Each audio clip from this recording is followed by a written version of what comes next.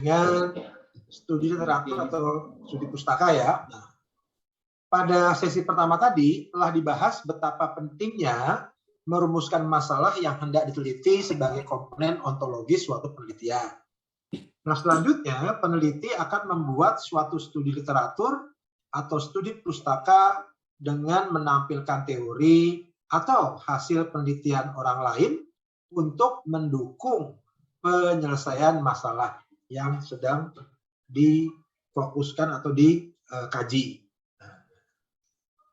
Yang peneliti lakukan dalam studi literatur, nah ini penting nih Bapak, bukan hanya membaca teori, membaca hasil-hasil penelitian orang lain, kemudian mengutipnya. Seringkali gitu tuh, cuma menurut si ini begini, menurut si itu begitu, cuma gitu doang. Ya, nah, namun lebih dari itu, peneliti harus membuat telaah atau review dari referensi atau jurnal atau pustaka yang dibacanya. Jadi bedanya apa sih?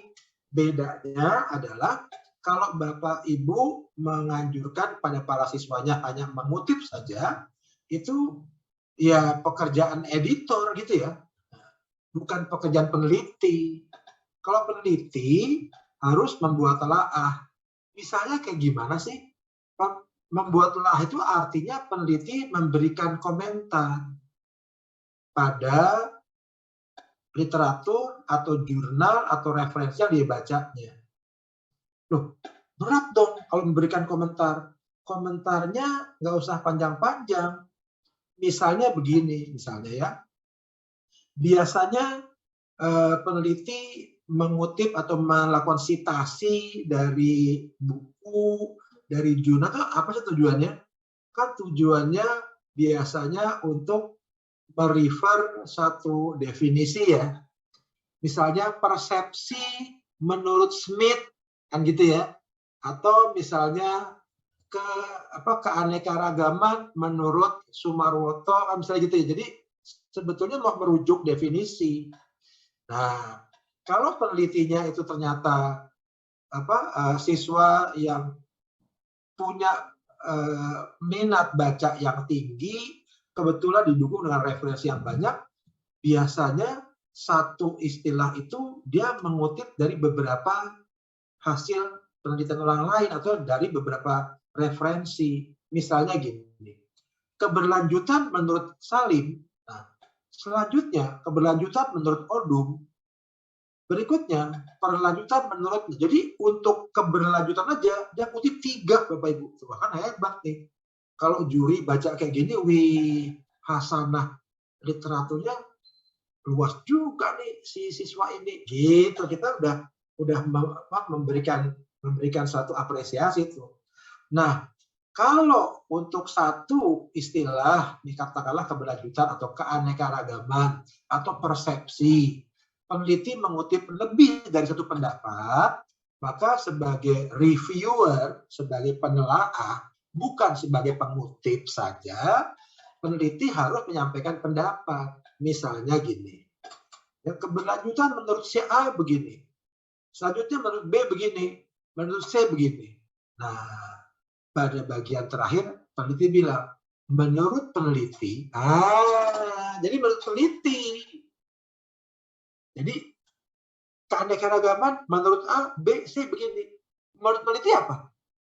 Gitu. Karena penelitian yang dilakukan itu bukan penelitian si A, si B, si C, tapi penelitian peneliti. Dia harus berpendapat. Disinilah Bapak dan Ibu pembimbing riset itu, kita melatih mereka untuk berani memposisikan diri Bapak Ibu.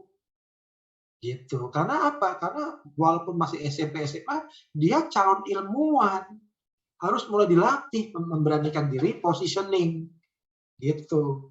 Jangan selalu mengekor, jangan selalu membebek gitu loh. Nah, tapi kan Pak berat juga Pak menurut saya kan masih kalau gitu gini. Kalau mengutip 3 ya, mengutip 3 menurut si A, B, menurut C begini, maka peneliti kalau bingung membuat pendapat sendiri, nyatakan aja salah satu dari mereka. Dalam penelitian ini, untuk definisi keberlanjutan, peneliti sependapat dengan B. Udah, itu pendapat peneliti dong, Ibu. Sebab dengan dia memposisikan saya setuju dengan B, that's your academic position. Gitu.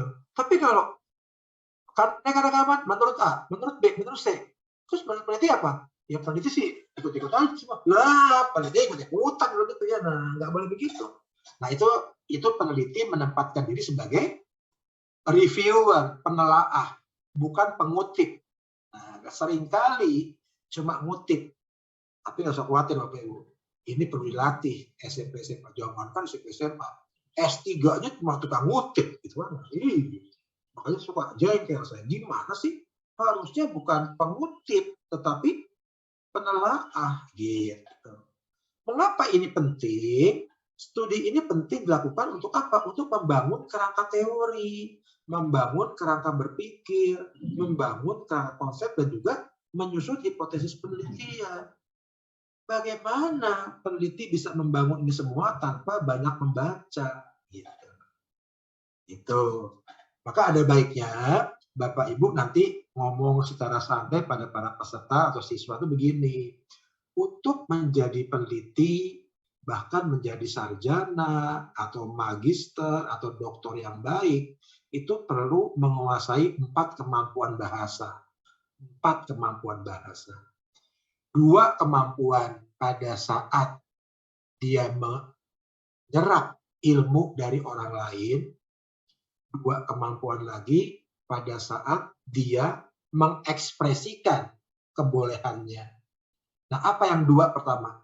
2 yang pertama adalah ya listening dan reading.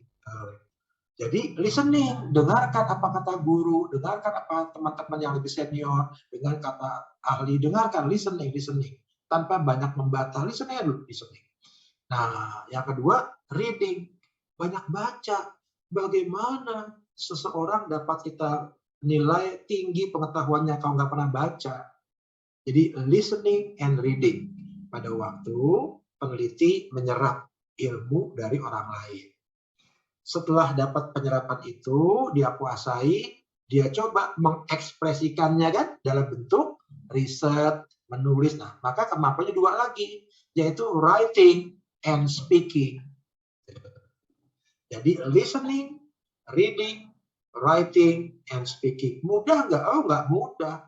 Maka itu dilatih. Bukankah sekolah itu adalah kawah candal di muka buat latihan? Nah, itu kayak gitu dilatih. Dan Bapak Ibu guru rasanya jangan bosan-bosan. Pokoknya melihat siswanya lambat kemajuannya, jangan putus asa, tenang aja. Mereka pasti bisa. Cuma kita perlu sabar. Itu aja. Mengapa penting? Karena tadi itu. Terutama buat bikin hipotesis. Bagaimana hipotesis dibangun tanpa banyak baca? Berarti hipotesis ngada-ngada kan gitu ya, ngarang-ngarang sih. Gitu. Tata cara mengutip sumber bacaan yang baik dan benar sesuai standar ilmiah untuk keperluan studi literatur atau pustaka perlu Bapak Ibu ajarkan kepada para peneliti muda agar mereka menjadi biasa, menjadi kebiasaan dan budaya setiap kali menulis karya ilmiah dimanapun jenjangnya. Nanti lihat Bapak Ibu, siswa Bapak Ibu, pelajar Bapak Ibu biasa kayak gini, di S1 itu dia nggak mengalami kesulitan, lancar. Kenapa? Sudah menjadi suatu kebiasaan bahkan budaya.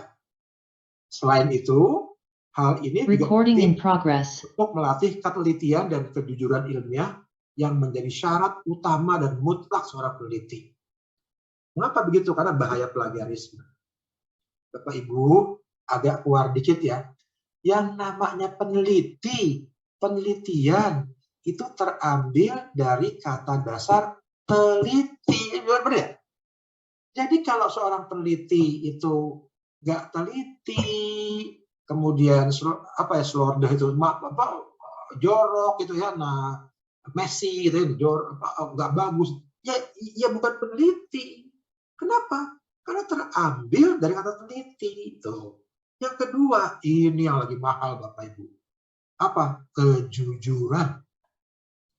Bapak Ibu, kita menjadi guru dalam level apapun, pesan moralnya adalah ajarkan kejujuran.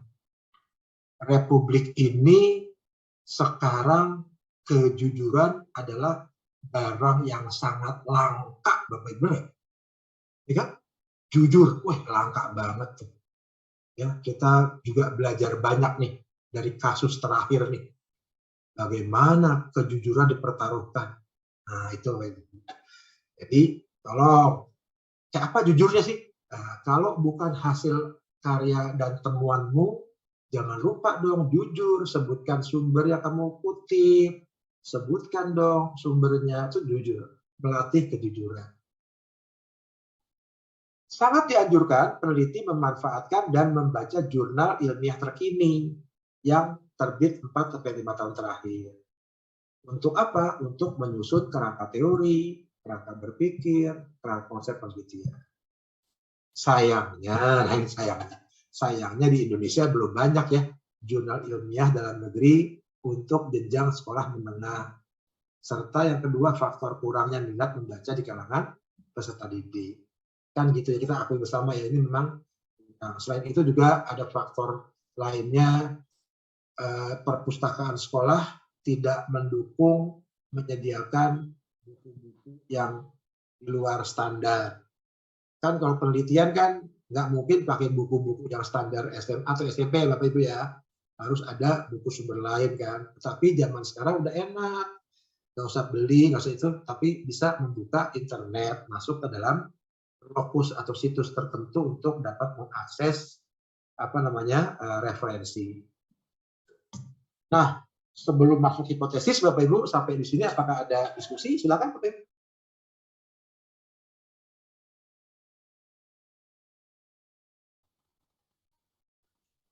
Terus pertanyaannya gini, teori apa sih Pak yang perlu dibaca untuk dapat dituliskan dalam studi pustaka? Nah, apa sih tuntunannya?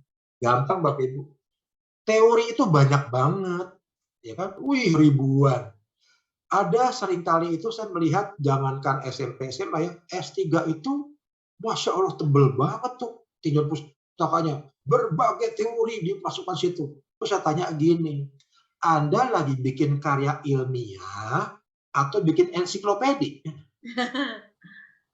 Gitu. Oh, karya ilmiah Pak, ngapain setebel-tebel ini? Nah, terus apa dong Pak tuntunannya? Begini Bapak Ibu. Nah, ini mendahului ya. Nah, sebetulnya pada waktu seorang peneliti menyatakan, membuat pernyataan rumusan masalahnya, diturunkan menjadi pertanyaan penelitian, itu mereka harus sudah memunculkan variabel. Gitu. Variabelnya udah muncul di situ. Nah, terus bab 2 itu tinjauan pustaka atau telah teori kan. Teori apa saja yang dikutip?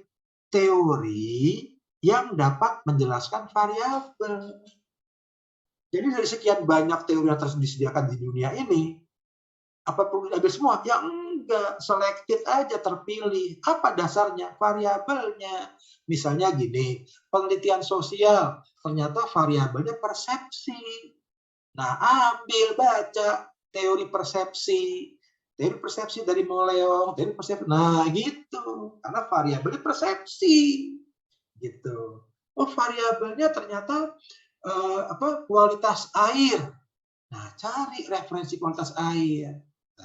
Jadi sebetulnya tinjauan pustaka bab 2 itu dituntun oleh bab 1-nya gitu. Maka saya katakan begini kan, kalau rumusan masalah dinyatakan dengan baik dan benar, 90% sudah selesai penelitian.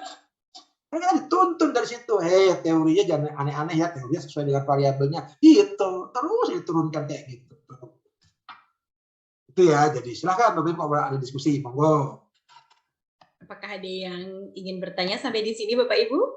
Boleh diskusi. Ini langkah-langkah awal yang penting ya. Saya menggarisbawahi yang baru beliau sampaikan, berarti makanya kenapa urutannya adalah bab 1 baru bab 2 ya Pak Budi ya. Sehingga memang dari apa yang hendak dieksplor dan kita munculkan di dalam bab 2 yaitu tinjauan pustaka, mesti nyambung dari bab 1 ya Pak. Iya. Biar bab 2-nya tuh kalau orang Jawa nih maafnya biar nggak kemana-mana, kalau orang Jawa nggak nabrak kemana-mana, tidak lari kemana-mana. Karena juri sering melihat gini Bapak Ibu ya nih, loh bab 1 sama bab 2 nih, jaka sembung naik ojek nih, apa tuh? Kagak nyambung Jack, gitu. Nah, gitu. Jaka sembung naik ojek, kagak Iya, nyambung. nggak nyambung Jack, begitu. Baik, adakah Bapak Ibu Enggak, ada di silakan, sini yang silakan. semua masih mencatat Pak kayaknya. Oke, lanjut dulu ya, Sudah baik. 100 buat semua kok Pak. Jadi kita lanjut Oke, dulu Pak. lanjut. Ya, baik. Sekarang hipotesis nih. Nah, hipotesis. Wah, penting ini, hipotesis. Nah, pertanyaannya selalu apa sih definisi hipotesis? Yang kedua, apakah setiap penelitian harus membuat hipotesis? Terus apa saja jenis hipotesis? Dan yang keempat, apakah hipotesis dalam penelitian harus diuji dibuktikan? Itu pertanyaan paling penting. Juri nanya begini mulu tuh biasanya, gitu kan? Nah, kita bahas sesuatu. Apa definisi hipotesis? Hipotesis adalah, ada Bapak Ibu mau kasih jawaban? Silakan. Monggo. Kalau tadi mungkin belum ini, sekarang udah mulai tersentil. Adakah yang Pak, oh tadi malam Pak kita ada webinar juga Pak dengan Kak Sai, dengan Pak Sailendra Harahap. Beberapa dari Bapak Ibu yang sekarang ikut PGR Batch 2 ini ada yang ikut. Dan sudah sempat juga nih ada semalam tuh disinggung. Mungkin ada yang masih buat tadi malam loh. Hipotesis. Adakah yang mau? Itu Pak di chatting sudah banyak. Bapak Ibu boleh loh raise hand atau ini open mic-nya langsung kalau hendak mau menyampaikan pendapatnya ya, monggo. Kita bacakan ya. Bahkan jadi pertanyaan kuis Pak, ada yang dapat door prize-nya dari menjawab pertanyaan ini. Ya, oke.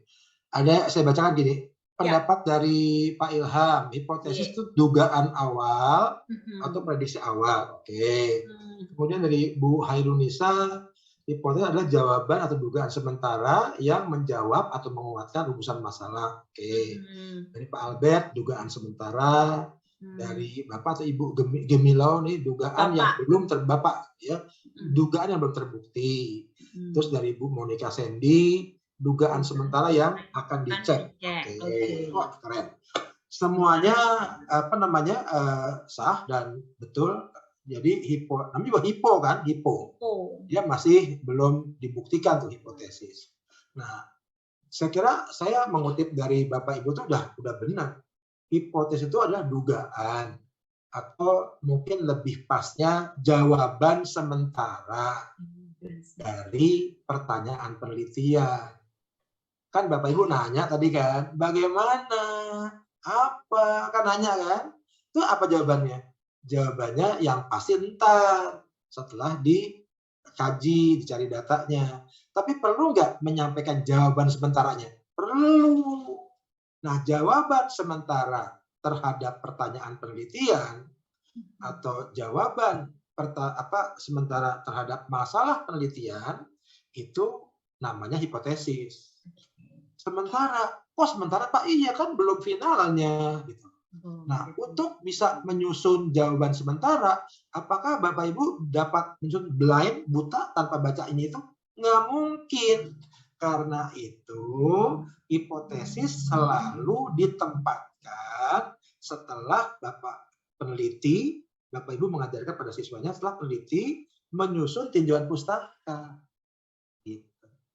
Kan tinjauan pustaka kan dia membaca kan, ternyata setelah saya baca-baca, saya bisa deh kasih jawaban sementara. Nah, gitu kan. Jadi nggak pernah hipotesis itu di depan. Tapi di belakang setelah baca-baca dulu, baca referensi. Oh iya, sebab nggak mungkin hipotesis dibuat tanpa pengetahuan sedikit pun tentang yang akan hipotesiskan. Hipotesis tentang semut, tapi nggak punya pengetahuan tentang semut, yang ngawur gitu ya, ngawur. Harus punya pengetahuan tentang semut. Hipotesis tentang pohon, misalnya pohon manggis, ya nggak mungkin nggak pernah baca tentang pohon manggis gitu. Itu filosofisnya begitu. Jadi benar Bapak Ibu, hipotesis itu. Terus yang kedua pertanyaannya tadi. Yang kedua adalah apakah setiap penelitian harus membuat hipotesis? Nah, jawabannya bisa banyak pendapat nih. Tapi kalau saya pendapat umumnya begini. Apakah penelitian yang akan dibuat oleh siswa atau pelajar Bapak Ibu itu mengajukan pertanyaan penelitian? Kalau dijawab iya Pak, maka iya ada hipotesisnya dong. Mengapa? Karena definisinya hipotesis adalah jawaban sementara terhadap pertanyaan penelitian. Jadi pertanyaannya, apakah setiap penelitian harus membuat hipotesis? Ya saya balik. Mengajukan pertanyaan nggak? Iya, ya bikin hipotesisnya kan, gitu kan gampang kan? Jadi gimana dong? Ya kalau nggak mengajukan pertanyaan, ya nggak usah bikin hipotesis. Tapi apa mungkin sebuah riset nggak mengajukan pertanyaan penelitian? Nah, kan gitu jadinya. Nah, silakan Bapak Ibu nanti memikirkan sendiri jawabannya. Nah, saya nggak mau mengatakan absolutely harus ada hipotesis. Enggak loh ya. Tapi saya balikin by definition kan, by definisinya. Apa hipotesis? Hipotesis adalah jawaban sementara terhadap pertanyaan penelitian. Saya balikin lagi ke belakang. Apakah penelitian yang dilakukan oleh siswa Bapak Ibu itu mengajukan pertanyaan penelitian? Iya. Nah, kalau gitu, ya bikin hipotesis dong. Kan gitu jadi jawabannya. Apa saja jenisnya hipotesis? Ada 3, Bapak Ibu, hipotesis jenisnya. Cuma 3. Pertama, hipotesis deskriptif, Bapak Ibu. Deskriptif. Yang kedua, hipotesis komparatif. Yang ketiga, hipotesis asosiatif. Kayak apa sih contohnya? Nah, ada nggak ya? Nah, kita lihat aja ada nih. Nah, ini dia. Ada jawaban sementara dari pertanyaan penelitian atau tujuan penelitian. Hipotesis yang dibuat harus didasari pengetahuan yang cukup. Tuh. Karena itu dibuat setelah tinjauan pustaka.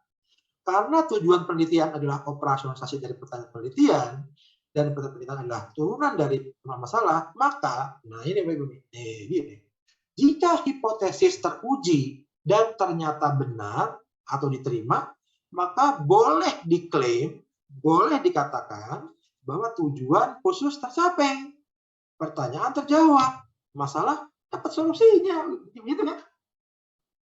Kenapa begitu? Ini Bapak Ibu algoritmanya. Sebab, ya kan, begitu rumusan masalah disampaikan, diturunkan menjadi pertanyaan penelitian. Pertanyaan penelitian diwujudkan secara operasional jadi tujuan penelitian. Maka juri akan melihat gampang, Ibu. Berapa pertanyaannya? 3. Tujuannya 6. Ngaco. Berapa pertanyaannya? 2. Tujuannya 1. Ngaco. Sebab kalau pertanyaannya 2, tujuannya ya 2, gitu loh, 2. Pertanyaan penelitiannya itu ada 3, tujuannya ya 3. Gitu, Ibu. Itu turunan. Masalah turunkan jadi pertanyaan. Pertanyaan dioperasionalkan jadi tujuan.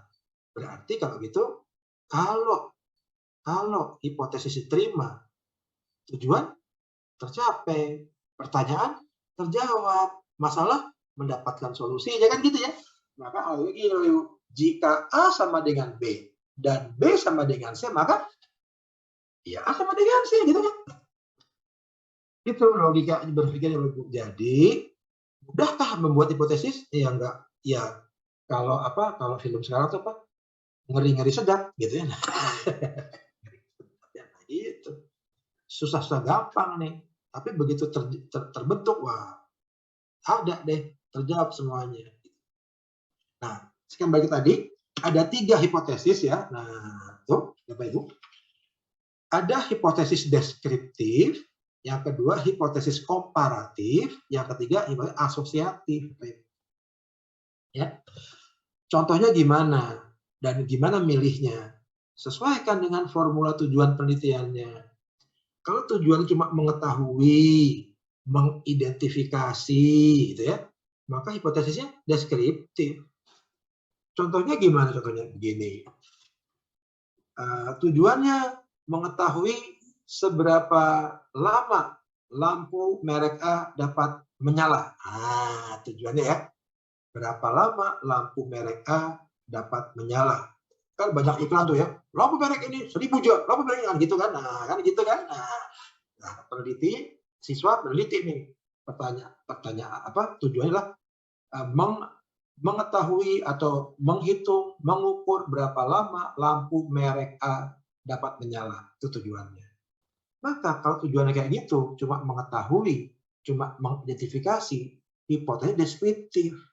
Gimana deskriptif? Gini, cuma bikin pernyataan sederhana. Hipotesisnya berbunyi, lampu merek A dapat menyala 500 jam.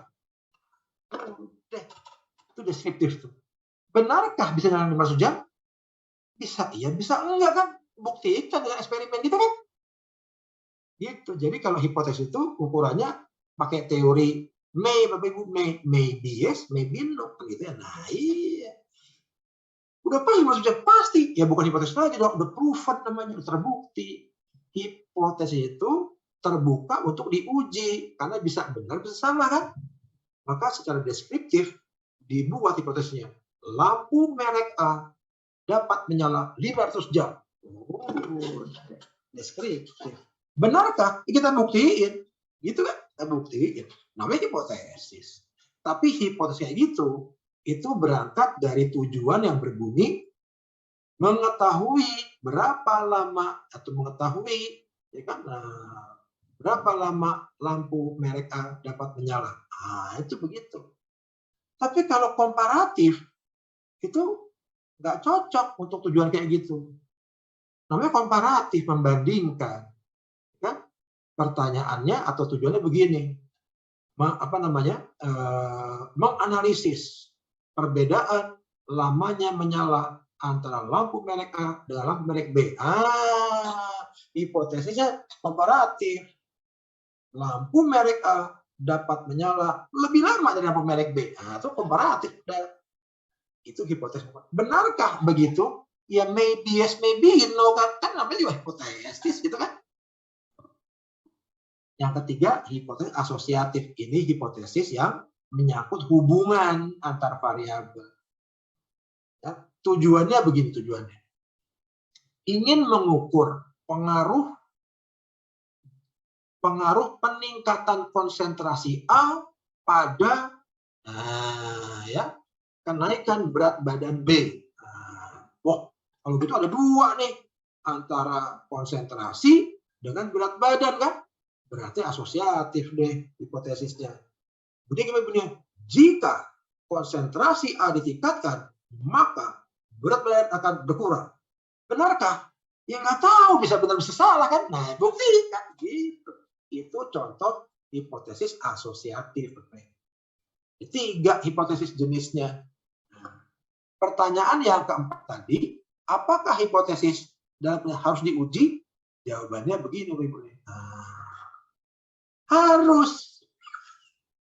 Jangan disia-siakan hipotesis buat, wah, kenapa ada hipotesis diuji? Ya buat gaya-gayaan, Pak. Ya, juri langsung, begitu. Oh, boleh. Setiap hipotesis yang diajukan dalam penelitian harus diuji kebenarannya melalui, nah ini Bapak Ibu nih, seringkali siswa ketakutan, diuji, gimana ngujinya nih?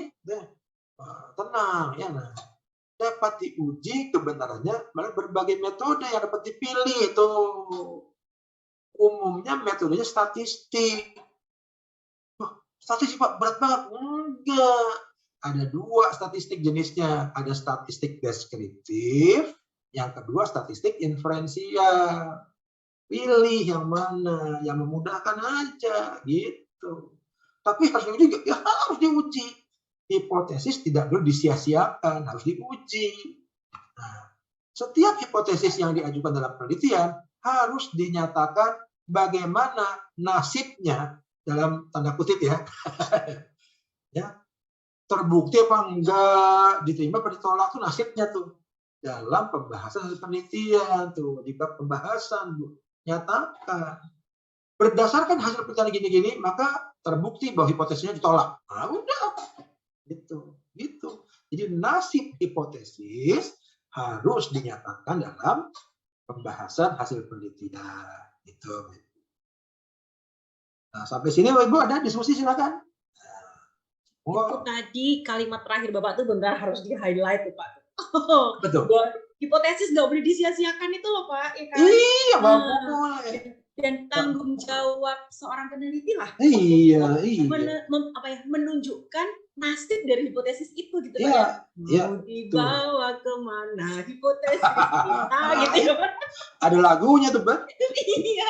Oh Pak, itu Pak Gemilau Pak sudah raise Ya, silakan. Pak Gemilau boleh di. Ya, terima kasih Bu Dia, Pak Budi, penjelasan yang menarik untuk hipotesis yang harus diuji nih ya Pak ya. Ya. Ini kan saya kan guru SMA ini. Ya. Lalu kalau menguji hipotesis kemudian dengan statistik, saya membayangkan ya yang kemarin itu sudah terjadi 1 tahun yang selama 2 semester yang lalu. Ya. Menguji dengan instrumen-instrumen juga. Lalu saya membayangkan dengan anak-anak juga melakukan dengan anak-anak harus melakukan uji alfa Cronbach untuk alat ukurnya. Lalu nanti harus diuji lagi apakah dimungkin. Kalau seperti itu kan nanti saya berefleksi itu berpikir malah kok terjebak pada mengajak anak membuat skripsi gitu ya. Apakah bisa disederhanakan ya Pak ya untuk pengujian hipotesis ini untuk anak-anak SMA tidak harus statistik yang sangat detail atau sangat kompleks gitu Pak. Terima kasih. Baik, terima kasih nih Pak Gemilau ya. Waduh, bagus pertanyaannya gini Pak. Memang beberapa kali saya menjadi juri itu saya menemukan Pak, ada siswa SMA yang sudah pakai advance statistik ya. Saya nggak melarang Pak, nggak apa-apa. Boleh mau kalau dia kuasai ya. Hanya satu kuncinya Pak, satu Bapak Ibu kuncinya. Kalau dia menggunakan metode tertentu, maka syaratnya dia harus kuasai metode itu. Itu aja. Gampangnya gini, kalau pakai bahasa sederhana. Apa yang kau tulis, harus kau dapat pertanggungjawabkan. Kalau kau nggak bisa tahu, jangan kau tulis. Gampang sekali kan? Gampang sekali rumusnya. Tapi seringkali kita dengan maksud nggak tahu, saya apakah maksudnya gaya-gayaan atau ditulis semuanya, tapi ditanya nggak ngerti. Nah ini yang bahaya Pak. Nah tadi saya mengatakan gini, hipotesis harus diuji. Kebanyakan ujian itu pakai statistik. Tapi ada 2 pilihannya Pak. Statistiknya bisa deskriptif atau inferensial. Yang susah itu kalau udah inferensial Pak. Nanti inferennya hilang, tinggal sialnya kan gitu ya. Kan gitu ya. Nah, Bapak Ibu bisa pilih yang deskriptif. Kayak apa sih? Gampang. Misalnya pakai tabel frekuensi, tuh Pak. Ini 17, ini 20 persentase. Itu udah statistik tuh. Loh, statistik jangan dikira yang canggih. Nggak harus selalu yang tidak harus inferensi. Menampilkan histogram, menampilkan gerak, itu udah statistik. Cuma kelompoknya statistik deskriptif. Gitu. Kalau inferensial gimana cirinya? Oh, pakai hipotesis 0, H0, pakai HA. Ah, itu. Ada nggak? Ada emang gitu. Dan bisa dia. Oke, benar nggak loh? Kenapa kita sahabat kalau mereka memang bisa lebih maju gitu. Tetapi apakah wajib? Ini jawabnya tidak. Carilah metode yang paling memudahkan. Karena ada peribahasa Pak. Banyak jalan ke Roma. Yang penting sampai Roma. Mau lewat Citayam? Boleh. Kan lagi rame Citayam sekarang kan gitu ya. Silakan. Kan gitu kan. Nggak ada. Harus lewat New York. Habis itu ke Boston, baru nggak ada yang begitu. Nggak ada. Yang penting sampai Roma kan. Itu ya Pak. Jadi jangan memberatkan. Tapi kalau siswanya mampu, kan Bapak paling tahu dan Ibu paling tahu sebagai gurunya kan. Ibu lah dan Bapak lah yang paling tahu kemampuan siswa. Wah, kemampuannya bagus nih. Tapi tawarkan, mau nggak pakai yang lebih ini, canggih ini. Tapi sama, tapi tujuannya sama sebelum pakai cara ini. Tapi kan kamu mampu nih. Baik Pak, susah nggak Pak? Nah, bukunya ini gini nih. Pakai tadi Bapaknya Cronbach alpha gitu ya. Heteroscedasticitas. Waduh, ada tuh Pak gitu tuh. Ya nggak apa-apa. Pakai ANOVA. Pernah tuh Pak, saya tanya, apa itu ANOVA? Bengong. Waduh, terus saya kasih gini, apakah ANOVA kakaknya ANOA? Bukan. Nah, gitu bukan. Nah, ya apa dong gitu ya kan begitu. Gitu ya. Jadi nggak apa-apa, gitu ya. Nah, tapi jangan nyusahin karena banyak jalan ke Roma Bapak Ibu. Gitu. Itu ya Pak Gemilau ya. Jadi Bapak tetap semangat Pak, gitu. Oke. Apalagi monggo. Saya nyambung sedikit, saya juga Ya, pernah punya pengalaman gini Pak Budi. Jadi ini karena siswanya gitu, saya tahu bagaimana dia, saya bilang deskriptif aja, kita tunjukkan tabel, tabulasi, grafik, apa. Habis itu dia gregetan, Miss, ini tuh harusnya bisa Miss, diuji lebih ini lagi. Nah gitu, jadi waktu itu saya tawarkan dan dari pengalaman saya sih, one step ahead gitu, sedikit lebih ini, lebih apa ya, mungkin lebih meaningful daripada sekedar nampilin tabel dan grafik, itu pakai chi-square. Bagaimana menurut pendapat Pak Budi? Chi-square ya, pakai tabel 2x2 gitu, tabel ini aja. Itu siswa SMA, insya Allah not so difficult buat mereka. Ini saya buka dari sisi penjurian ya gini. Juri untuk level SMP SMA kan punya minimum requirement. Kalau dia bisa mencapai ini, dia sebetulnya udah masuk gitu. Tinggal dibandingkan dengan teman-teman peneliti yang lain kan, sejauh mana. Tapi kan masuk dulu nih threshold-nya, ya nggak? Masuk dulu nih minimum requirement-nya. Kalau enggak ya coret kan, nggak bisa dong mendapatkan medali kan gitu ya. Nah itu. Nah kita udah punya tuh Bu, udah punya. Nah terus gimana kalau ada siswa SMA sampai pakai menggunakan chi-square tabel 4x4? Wah bonus gitu loh Bu. Karena minimum udah tercapai. Wah, bisa lebih tinggi lagi nih, bonus. Jadi tadinya misalnya 85, kita kasih 90, 95 gitu, Bu. Gitu aja. Tapi kalau minimumnya nggak tercapai, ya kita coret dong, diskualifikasi kan begitu ya? Iya, betul. Makanya untuk dapat mengikuti lomba atau conference ilmiah untuk youth scientist itu kan harus ada sosialisasi. Kemudian juga bisa sampaikan apa kira-kira komponen yang akan dinilai oleh juri, harus fair karena itu kontrak sosial kan, nggak bisa nanti nggak fair timbul masalah. Kok gini? Tapi ada kok Pak di semua link-link kita. Nah kan gitu ya, ICUA ada, semua itu ada, gitu ada. Bahkan kalau yang bagus tuh udah kasih bobot ya. Ini bobotnya sekian persen, kan udah ada. Nah tinggal berhitung dari situ mau curi dari mana kan gitu. Ya. Udah ada tuh Pak Yoakim, silakan Pak Yoakim. Iya. Dan di chat juga ada satu pertanyaan Pak, tapi kita persilahkan ya, silakan Pak Yoakim dari SMA College Loyal. Selamat sore Pak Budi. Selamat sore Pak. Mohon izin bertanya, yang pertama soal penyusunan hipotesis. Ini kan dikaitkan dengan tujuan. Terus kalau tujuan itu kan berasal dari rumusan masalah tadi kan paling nggak itu ada 3 sampai 5 atau 2 sampai 5. Dari rumusan masalah itu kan pasti ada tujuan. Jika tujuannya lebih dari satu tujuan, apakah hipotesisnya juga menyesuaikan dengan tujuan? Misal kalau tujuannya lebih ke tujuan mengetahui seperti itu kan, berarti misalnya ada 2 tujuan, semuanya mengetahui itu deskriptif. Kalau tujuannya ada yang mengetahui dan ada yang seperti itu, hipotesisnya harus Ya. Terima kasih. Baik. Terima kasih Pak Yoakim, bagus Pak pertanyaan. Gini, Bapak dan Ibu mungkin nanti boleh juga Bu Monica ya, dan nanti saya supply ya kalau misalnya itu. Bapak dan Ibu membaca level kognitif dari Bloom ya. Jadi kan kita udah sama-sama tahu ya, ada kognitif, ada afektif, ada psikomotor kan, atau kita singkat PSP, pengetahuan sikap perilaku ya. Nah, kognitif atau pengetahuan itu ternyata oleh Bloom dibagi 6 level ya Bapak Ibu ya, ada C1 sampai dengan C6. Nah, kalau misalnya ada seorang peneliti menggunakan kata, memilih kata untuk tujuannya itu mengetahui, mengidentifikasi, itu levelnya kognitif 1. Artinya pengetahuan yang paling rendah.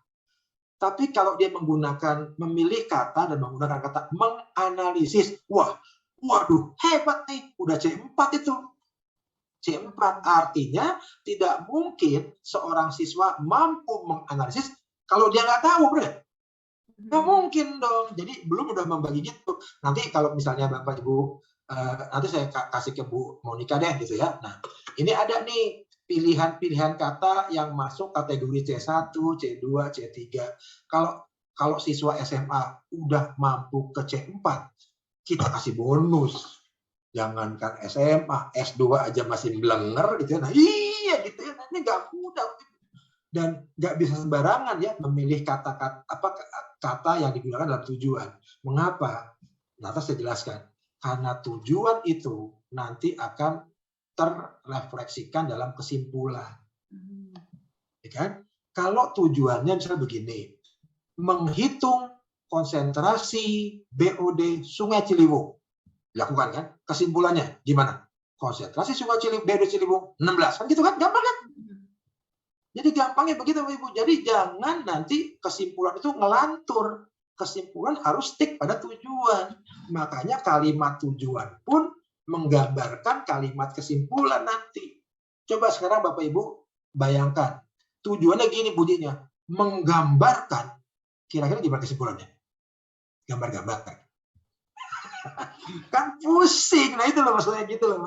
Jadi dari mulai SMP SMA udah dikasih pengetahuan. Wah hebat banget. Nanti insya Allah murid-murid Bapak Ibu, pelajar Bapak Ibu, siswa Bapak Ibu mulus di perguruan tingginya. Kenapa? Udah tahu, dia ngerti milih kalimat atau milih kata untuk tujuan tuh nggak sembarangan. Pak Budi, saya ketemu. Mungkin ini yang dimaksudkan? Iya. Bapak Ibu bisa lihat share screen saya? Tuh, begitu Bapak Ibu. Tuh. Nanti kan kalau ini C1 itu cuma mengingat, memahami, mengaplikasikan, mengaturnya. Tapi kalau Bapak Ibu siswanya bisa bikin tujuan ya membangun, creating level 6 S3 tuh Bapak Ibu. Benar Bapak Ibu. Oh iya, nggak mungkin dia meng-create tanpa remembering, tanpa understanding, tanpa applying, nggak mungkin. Gitu loh. Manusia kan nggak ada yang sakti mandraguna kan gitu. Itu begitu. Jadi Bapak Ibu, bagus sekali nih pertanyaan dari Bapak tadi gitu ya. Nah, kemudian saya jawab, apakah semua tujuan itu harus ada hipotesis? Tidak. Kalau tujuannya cuma mengetahui, mengidentifikasi, ya apa hipotesisnya? Nggak ada. Jadi kalau gitu tidak semua tujuan itu dihipotesiskan. Tidak semua tujuan research harus dengan ada hipotesisnya. Nah, juri akan melihat, akan fokus begini, tujuan mana nih yang menyandingkan, menghubungkan. Jika A meningkat, maka itu kan udah menghubungkan tuh, artinya asosiatif kan, itu yang bernilai tinggi. Gitu. Kalau nggak ada pun nggak apa-apa, nggak usah khawatir, karena begini, itu semuanya bonus Bapak Ibu. Bonus, karena untuk siswa SMA, minimum requirement untuk bisa dikatakan sebagai peneliti ilmiah, kan nggak setara dengan S3 gitu kan, jadi tenang aja. Tapi kalau dia mampu, kita kasih apresiasi dong, bonus. Tadi 85, ya 90 gitu ya. Fair nggak Ibu? Karena fair kan. Jadi kira-kira kalau menurut Pak Budi nih, riset SMP SMA di C yang berapa ya Pak yang sudah bagus gitu? Tentunya tidak cuma mengingat doang ya kan? Sebetulnya kalau pengalaman jadi juri itu paling banyak itu di remembering sama understanding. Tapi ada beberapa sampai analyzing. Itu udah. Nah, terus sampai mana nih SMA, SMP? Sampai applying, Bu. Oke, applying at least. Ya. Sampai applying itu udah bagus banget karena mahasiswa S2 saya juga analyzing itu muncul di tujuan, tapi enggak, yang dilakukan bukan itu. Nah, itu kita ajarin lagi gitu. Itu enggak mudah kan. Gitu ya. Jadi Pak, tadi penanya Pak Yoakim ya, jadi nggak usah khawatir. Bapak dorong aja siswanya, nanti Bapak sampaikan tidak semua loh tujuan harus dihipotesiskan. Bergantung taksonomi belum. Pakai kata apa dia? Gitu. Baik. Terima kasih banyak Pak Budi. Semoga dari chat Ibu penting Bu. Iya, saya mau tahu Bapak. Mari kita jawab Pak dari Pak Ilham. Dari Pak Ilham. Pak, apakah jika hipotesis ditolak atau tidak terima, artinya gagal? Nah, maaf, ini saya stop share ya Bapak Ibu, ini dari Rumah Joko mudah dicari lagi. Silakan Pak Budi. Bapak Ibu, kami para juri tidak pernah menilai kegagalan riset itu dari hipotesis yang ditolak atau tidak diterima. Tidak usah khawatir, tidak usah khawatir. Tapi ini penyakit seluruh Indonesia, penyakit Republik ini. Begitu hipotesis nggak terbukti, begitu hasil yang diperoleh datanya tidak sesuai dengan teori yang udah berlaku mendunia, langsung kecil hati. Down. Enggak ada begitu. Tidak ada satu pekerjaan ilmiah yang sia-sia. Enggak ada. Nah, terus gimana dok? Gini, nyatakan dengan jujur bahwa hipotesis telah diuji ditolak. Udah apa-apa. Nah, yang ingin kami dengar, yang ingin kami baca dari tulisannya adalah alasan dan reason-nya. Bisakah siswa itu menjelaskan kenapa hipotesis sampai gugur atau ditolak? Dia kasih analisis tuh.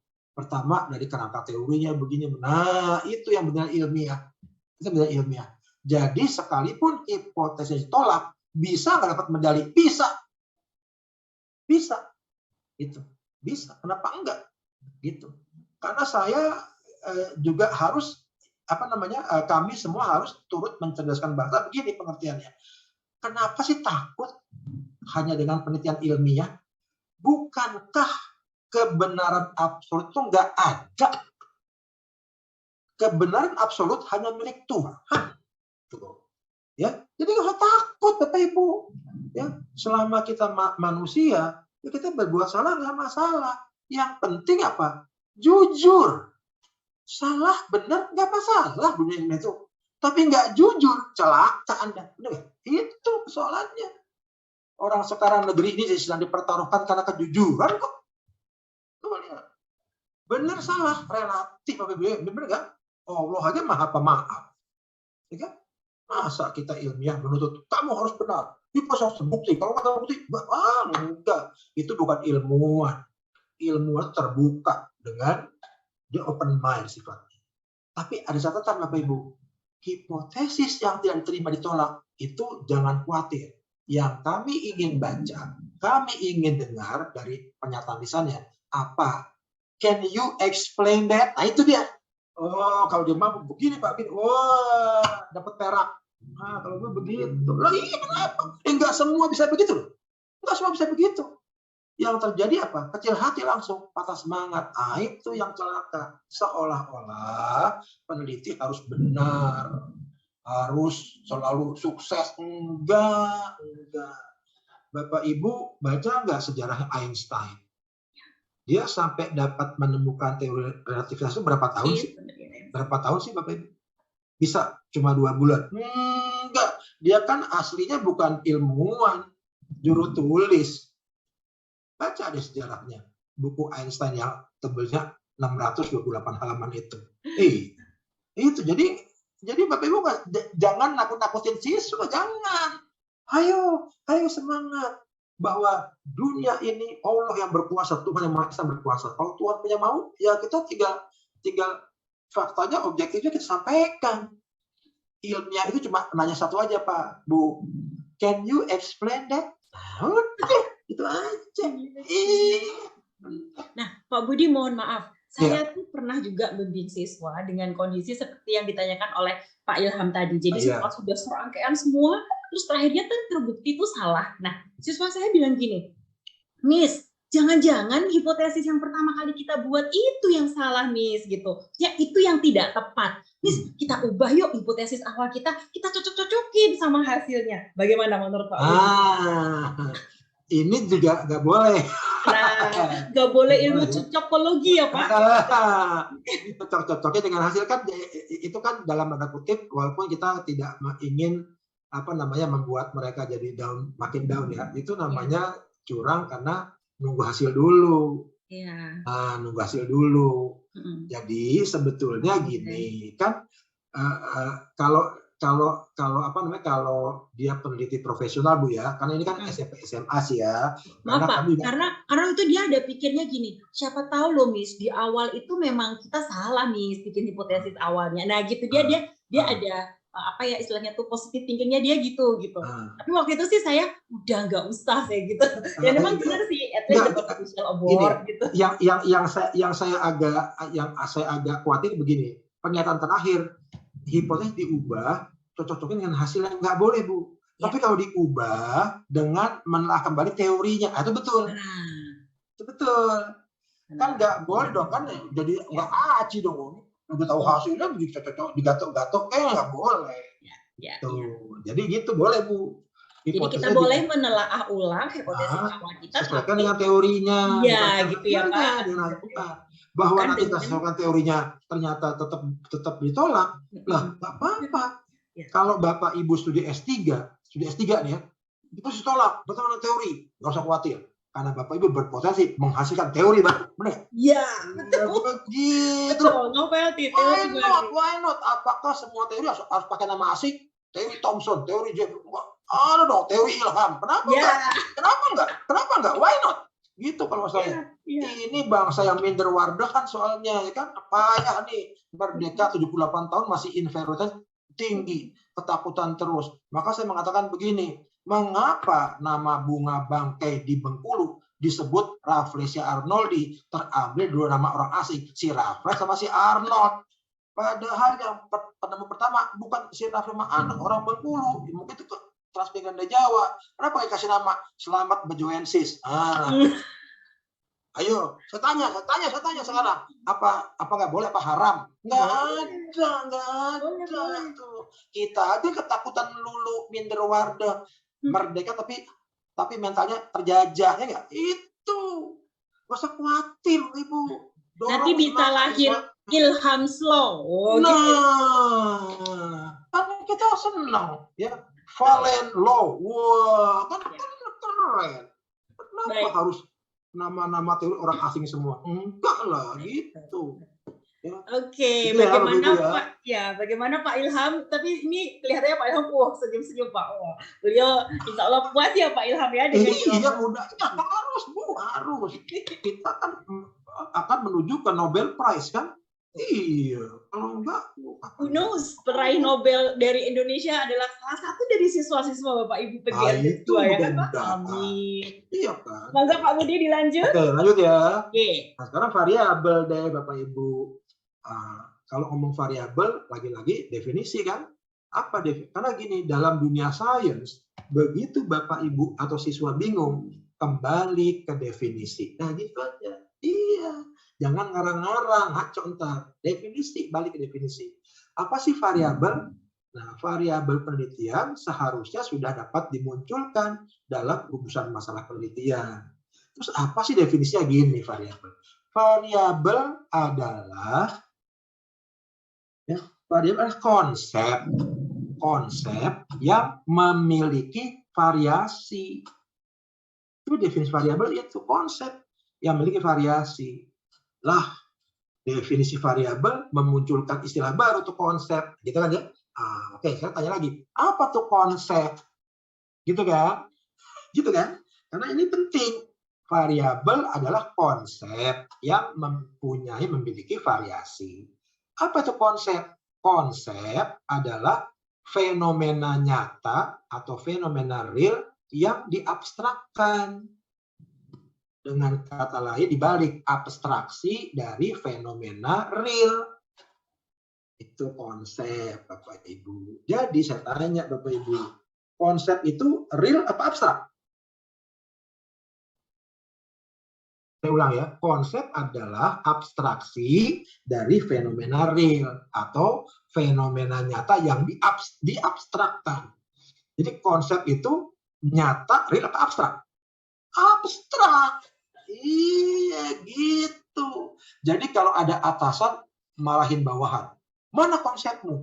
Bawahnya diem aja. Mana konsepmu? Ditunjuk. Di sini Pak. Dia benar.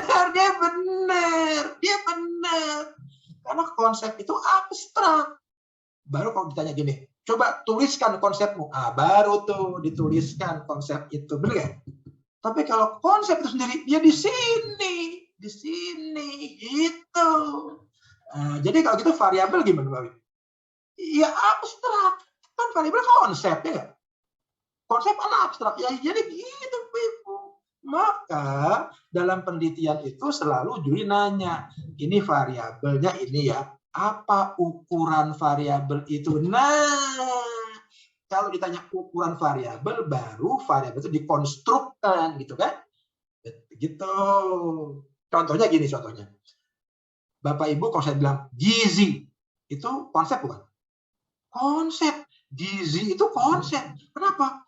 Gizi itu bisa kebayang kan? Orang gemuk, obes, orang kurus, keringat gitu kan? Masih banyak abstrak kan? Itu konsep. Gizi. Iya, itu konsep. Fertilitas, kesuburan. Konsep. Ada orang mandul, ada orang yang banyak anak, fertilitas kan? Itu konsep.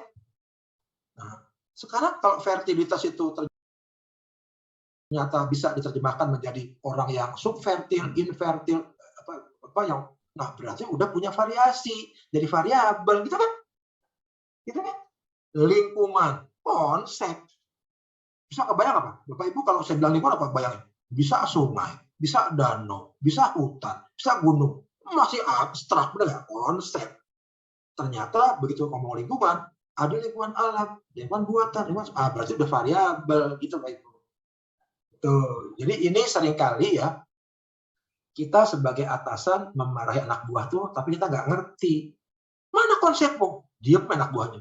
Mana konsepmu? Sini Pak. Nunjuk kepalanya. Brengsek kamu. Nah, berarti nggak ngerti tuh atasannya. Kalau anak buah berani, Pak, menurut Bapak apa sih konsep Pak? Wah, dia ngomong.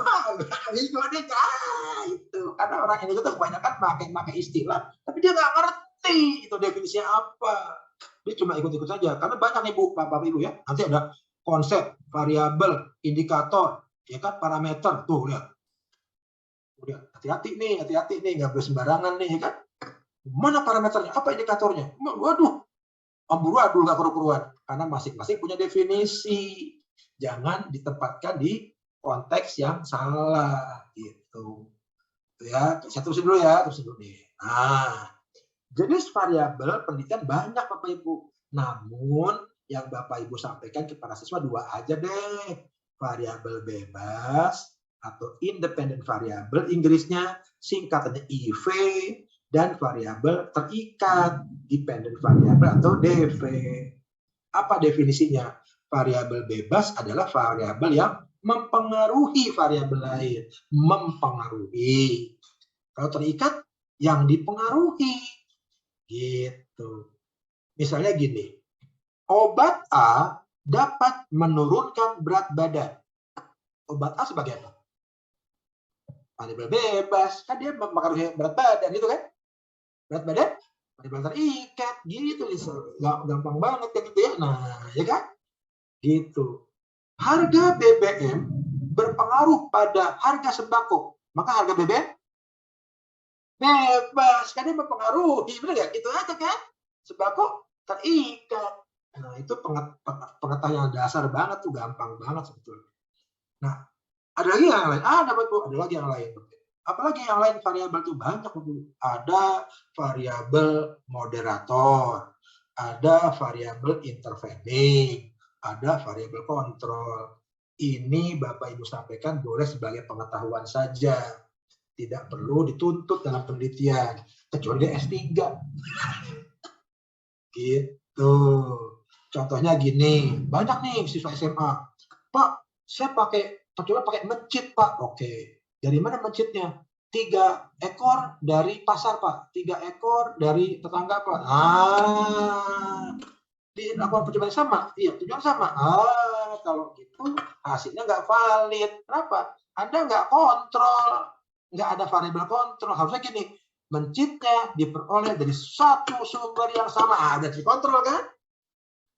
Ya enggak? Nah, itu variabel kontrol namanya, Bapak Ibu.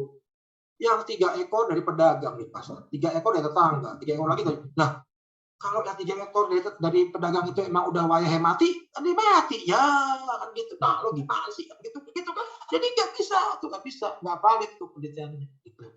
Tuh ada tuh, banyak tuh saya jumpai itu. Tapi anak SMA diberikan pemahaman. Oh iya ya. Sekarang gini, obat A dapat menurunkan berat badan. Oke. Terus penelitian pada berapa orang penelitiannya? 50 orang. Apa? 15 laki-laki, 35 perempuan. Yang 35 perempuan, yang umurnya 12 tahun ada sekian. Lah, nggak valid. Harusnya sama dikontrol dulu, sama-sama jenis kelaminnya.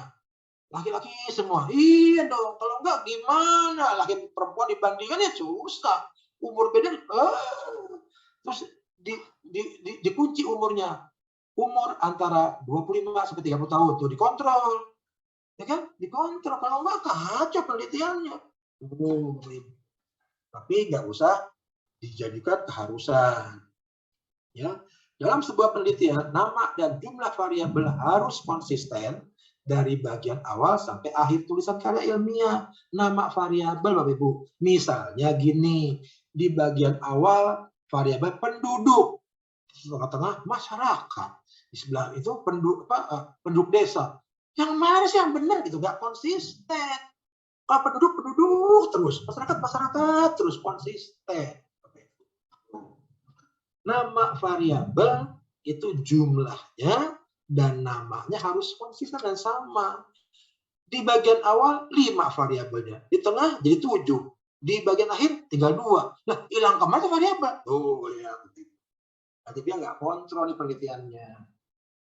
Nah, berikutnya, biasanya hubungan variabel dalam kerangka konsep akan dijadikan pedoman untuk membuat hipotesis. Misalnya, dalam sebuah penelitian yang mengajukan 3 variabel, katakanlah variabel A, P, dan Q, digambarkan hubungannya dalam kerangka konsep sebagai berikut. A mempengaruhi Q, P juga mempengaruhi Q. Jadi tanda panah itu dibacanya mempengaruhi Bapak Ibu. Ingat Bapak Ibu, siswa SMA sering kreatif. Panahnya aneh-aneh, ada yang panahnya gemuk, ada yang panahnya kurang, garis putus-putus. Nggak boleh. Sebab tanda-tanda panah itu mempunyai arti. Kalau sama-sama dibacanya mempengaruhi, maka gambar panahnya harus sama. Kalau beda, udah beda lagi dong. Membacanya benar ya betul. Nah, ini namanya konsistensi dalam penulisan. Jadi kalau A panah Q, P panah Q, jika panah dibaca mempengaruhi, maka dibaca begini.